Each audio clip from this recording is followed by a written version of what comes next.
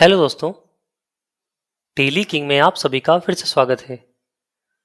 दोस्तों, आज जो हम आपके लिए वीडियो लेकर आए हैं उसमें आपको बताएंगे कि आप Amazon B2B यानी बिजनेस टू बिजनेस का ई कॉमर्स का डेटा किस तरह अपने टेली में इंपोर्ट कर सकते हो। पिछली वीडियोस में हमने आपको Amazon B2C, मीशो, फ्लिपकार्ट और जियो मार्ट का डेटा इंपोर्ट करना सिखाया था।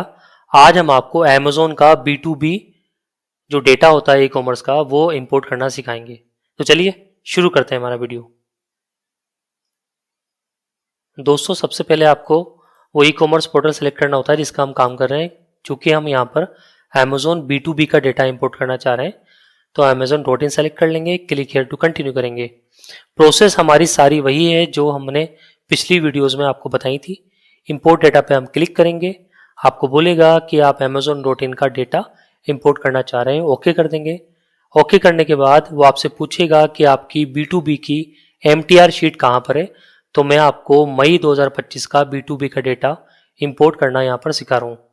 दोस्तों, यहाँ पर B2B में आप देख सकते हैं थोड़ी सी एंट्री है। B2B में थोड़ी एंट्री इसलिए आती है अमेजोन में क्योंकि B2C में ज़्यादा एंट्री आती है, B2B में कम आती है। अब चाहे एंट्री कम आए चाहे ज़्यादा आए, उसको हमें इंपोर्ट करना तो होता ही है। तो यहाँ पर चूंकि B2C और B2B दोनों ही अलग अलग शीट्स होती हैं, जो हमारा ये एक्सेल टूल है इसमें एक सिंपल तरीके से ही आप B2B और B2C दोनों का डेटा इंपोर्ट कर सकते हो।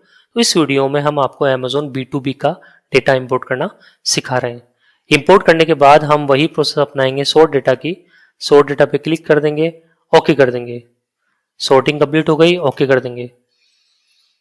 उसके बाद दोस्तों हम लोड डेटा पे क्लिक कर देंगे, ओके कर देंगे। उसके बाद प्रोसेस डेटा पे क्लिक कर देंगे, ओके कर देंगे। जनरेट डेटा पे क्लिक कर देंगे,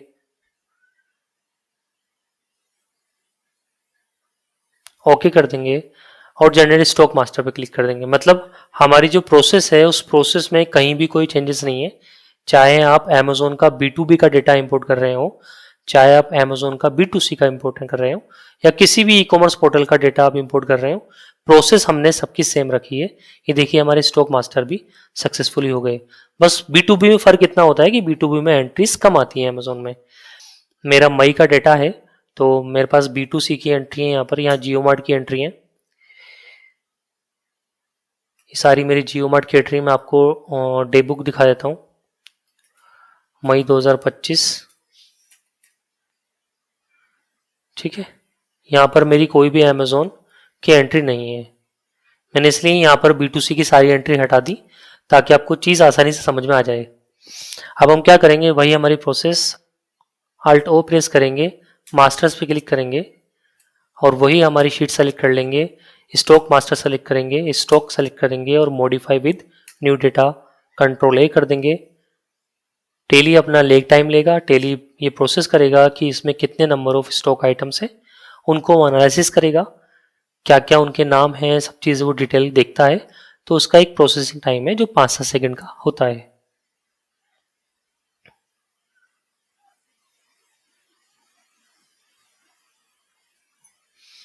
यहाँ पर देख सकते हैं आप 5 आइटम है।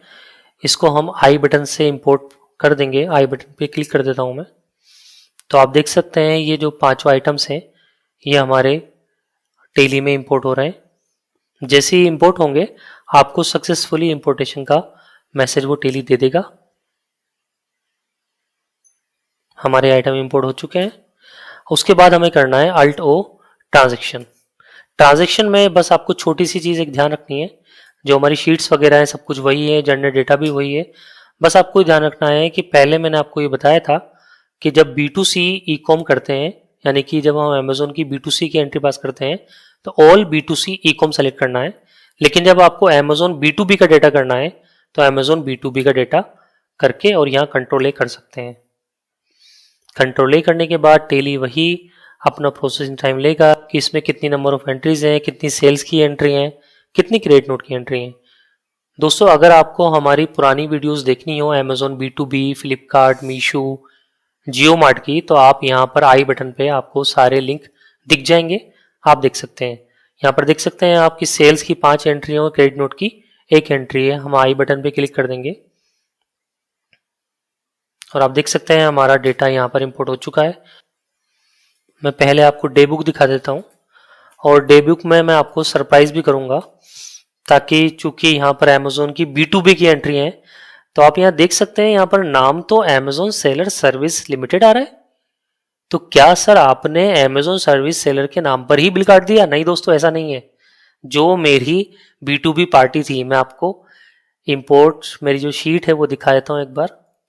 इस शीट में जो भी आपकी जो MTR शीट थी, उस शीट में इन पार्टीज के नाम पर बुकिंग हुई है और इन पार्टीज के नाम पर ही GST इनका आएगा और इनके अकॉर्डिंग ही इनका B2B बिल जनरेट होगा। आप बोलेंगे सर जब टेली में आप हम चेक कर पा रहे हैं यहाँ पर तो सिर्फ नाम आ रहा है अमेजोन सेलर सर्विसेज, ऐसे ही यहाँ पर भी नाम आ रहा है अमेजोन सेलर सर्विसेज। ठीक है, अब मैं आपको इसका रीजन समझाता हूँ कि जब मैं GST दिखाऊंगा तो ये कंफ्यूजन भी दूर कर दूंगा आपका। यहाँ पर अमेजोन सेलर सर्विस क्यों आ रहा है? क्योंकि पैसा आपको इन पार्टी से नहीं लेना, पैसा आपको लेना है अमेजोन से। अब आपको GST रिटर्न में भी सरप्राइज मिलेगा। मैं Alt G करूंगा, Alt G करने के बाद GSTR1 सेलेक्ट करूंगा और ये मेरी अप्रैल की है, मैं मई की सेलेक्ट कर लूंगा, मई 25। तो दोस्तों देख सकते हैं पहले यहाँ पर कोई भी हमारा अनसर्टेन ट्रांजेक्शन नहीं है और हमारे B2B इनवॉइसेस आ चुके हैं। यहाँ पर 5 B2B इनवॉइसेस सेल के हैं और एक B2B इनवॉइस क्रेडिट नोट का है। ठीक है, तो मैं आपको खोल के दिखा देता हूँ कि ज़रा किस पार्टी के नाम पर है। तो देख सकते हैं आप दोस्तों कि इन पार्टी के नाम पर GST का इनपुट इनको मिलेगा, इनकी GSTR 2B में जाकर ये शो होगा।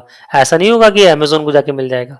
मतलब मैंने यहाँ पर इस तरह अकाउंटिंग मेंटेन की है कि आपको पैसा लेना है अमेजोन से, इन पार्टीज से डायरेक्ट पैसा नहीं आएगा आपके पास, लेकिन आपको GST रिटर्न में इन पार्टीज के नाम पर बुकिंग दिखानी है।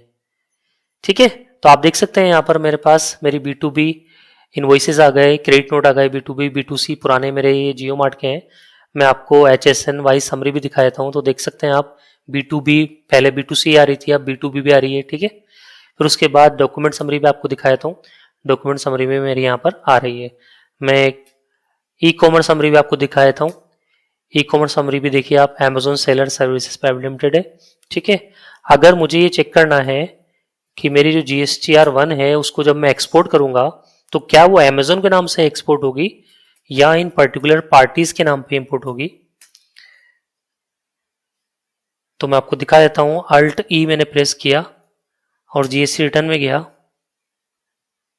तो आप देख सकते हैं इन पर्टिकुलर पार्टीज का नाम आ रहा है। इन सब की जो GSTR 2B होगी इनको वो इनपुट भी मिल जाएगा। मेरी अकाउंटिंग भी प्रॉपर मेंटेन हो गई। मैं आपको बैलेंस शीट दिखा देता हूँ। बैलेंस शीट में मैं पीरियड सेलेक्ट कर लेता हूँ अप्रैल 25 से मार्च 26।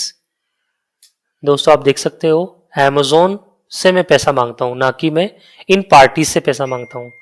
तो जो मेरा ये प्रॉपर अकाउंटिंग है वो भी मेंटेन हो रही है और मेरी जो GSTR1 है उसका भी काम हो रहा है। तो अमेजोन B2B का भी सॉल्यूशन हमने यहाँ पर परफेक्ट आपको दे दिया है। अगर आपको दोस्तों हमारी ये शीट चाहिए तो आप हमें इस गिवन मेल ID पे कॉन्टेक्ट कर सकते हैं। Thank you, thanks for watching.